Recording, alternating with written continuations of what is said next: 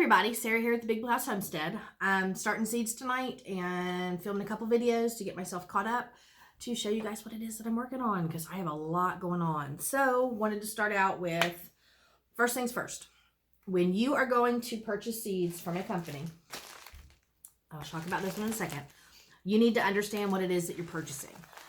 A lot of seeds will say on the back of their package when it's going to be started indoors or how many days to maturity or things like that.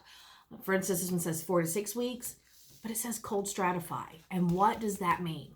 A lot of people don't know what cold stratify means. And what that actually is you're giving it a fake winter. You're completely making these seeds psyched out, thinking that they are in the ground and going dormant for the winter. The easiest way to do this is to get yourself a very nice plastic bag. Just brand name. No, I'm just kidding. Any plastic bag will do. You can also put this into a container that's covered, but I prefer to use bags because then it holds the moisture in. But you're going to take it and you're going to give it a nice big scoop of your seeds starting mix. You can also use coconut fibers, but you want something that is going to hold the moisture, but also not get funky. I don't know if that makes sense. Like the things that get like really moldy or yeah, you don't want that. So I don't like using potting mixes. I don't like using anything with fertilizer. And I really don't like using just straight up dirt. But a nice, good, loose mix. I mean, you can see as I squeeze this bag, it just moves around. Nice, good mix. And then I have my spray bottle. I have just a regular spray bottle with just water. And I'm going to spray this until it's really nice and wet. Not soaking wet, but almost as if it's just had a nice kiss of rain. And I'm going to go ahead and work that all in and make sure that soil is nice and moist. And you'll be able to tell if it's moist enough because it'll start to really stick to your hands when you put your hand in there. But you want this to get really moist. And then this is a little harder to do because you're not going to be able to find the seeds afterwards, but I'll teach you what to do. This is a packet of Marshmallow, and it needs to be cold stratified. There are a lot of seeds that need cold stratification. A lot of your perennials do, things like strawberries, pecans, herbs. There's a lot. There's a lot more than most people don't know about. But you just need to put them into the fridge. Now, you can put them in their packets, but I find this helps and speeds the process up a little bit. And since the seeds are quite small, it's easier just to stick them into the bag. And I'm not going to count. I'm just going to put some in here. But I'm just going to sprinkle them into the bag. Right on top of the soil.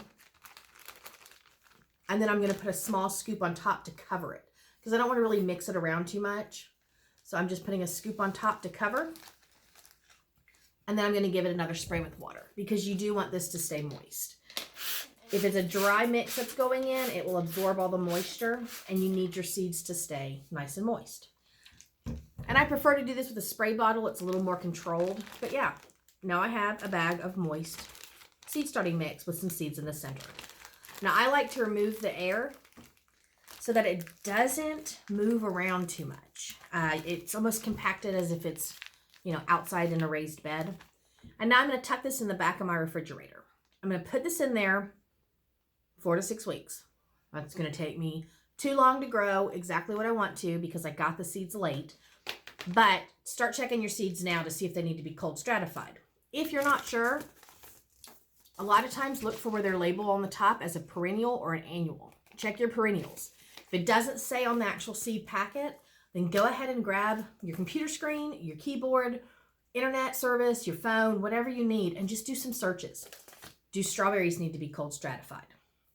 Does the rosemary need to be cold stratified? Does basil need to be cold stratified? Things like that. And just look those up. And it's going to tell you yes or no. And some of them no. Some of them, yeah, maybe. And then there's a lot that really should be. And what that does is it helps this actual seed generate a timeline in its life to say, hey, it's time for me to start. It's time. I'm taking it out the fridge in 6 weeks. I'm going to put this into something and it's going to warm up and that little seed's going to wake up and say, yay, hibernation's over. I can come to life now. And it's going to pop out. So cold stratifying is a very important thing to understand when it comes to seeds. Now, what will I do with this in 6 weeks? let me go show you an example because I have some that I've already done this with. Okay, so what did I do with my bags like this? Well, I did different stuff with a couple of them, but just to give you 2 examples, this is actually my onions.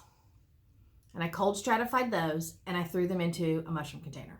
So I just saved these throughout the year because look at that. Perfect size to throw a baggie of dirt in and let it sprout. Then I don't have to worry about all the little seeds being picked out. All right, so this one's different because this is my mint. It's just a mint mix that I had. I was starting to do some more mint, and what I did was I cold stratified them in the bag.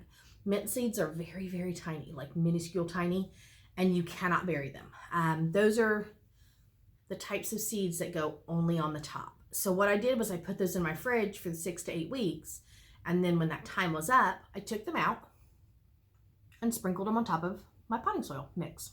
I'm sorry, my seed starting mix. And you can see they're teeny, but there's little sprouts in here. I've got 1, 2, 3, 4, 5, 6, 7, 8, 9, 10, 11, 12, 13. 13 of them. So that's not too bad. I've got 13 mint plants started. But that's what I do. Just real simple. I go from a Ziploc bag with my seeds buried in the middle, very wet and moist to keep it as if it's, you know, in a natural environment. And then I pour it out into mushroom containers and I just keep it moist. You'll be able to tell, like on this one, you can kind of see how the corners are dried out and stuff. So that's why I like to use a water bottle, because you just come through and spritz away and keep them nice and moist. And then you don't soak these, you just spray them when needed. So got those going. I also have strawberries and I have cranberries and I have goji berries, some other herbs I can't remember off the top of my head, but I got 5 or 6 of these already going, and then I have some more that are already in flats. So anyways, just want to tell you guys that that's what cold stratification does to your seeds. The reason why you do that is so that these things will germinate 10 times better than normal, because your house is warm during the winter. It's not cold like as in nature. And if these sprout, they don't do as well when you get them outside because the temperature changes for them. But if you cold stratify your seeds first, you definitely get better germination. And on top of that, these plants will thrive a lot better by being faked out, you know, fake winters. Wish we could have fake winters, but that doesn't happen. No, gotta have real ones here. So yes, learn about cold stratifying, look it up, research your seeds. And again, it's majority of your perennials that need to have this. All you have to do is do a quick search.